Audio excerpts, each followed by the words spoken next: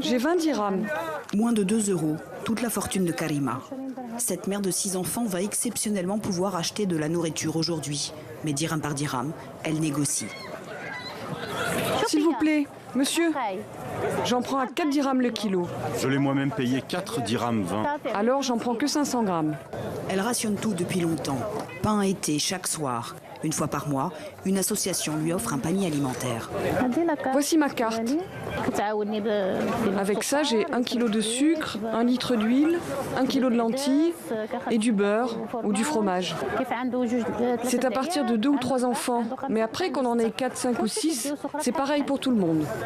C'est 1 kilo par mois. Moi, je tiens une petite semaine. La viande est un luxe et cette femme de ménage sans emploi fait désormais partie des 4 millions de pauvres au Maroc.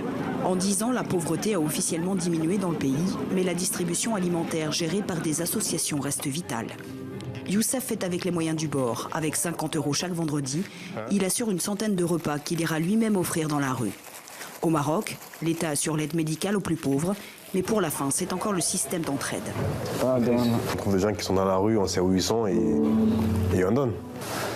Ce n'est pas avec la loi marocaine ou un truc pareil, c'est avec les gens qu'on trouve la solidarité. Mais à grande échelle, la distribution peut virer au drame. Il y a 3 semaines, près d'Essaouira, une bousculade a fait 15 morts dans un village.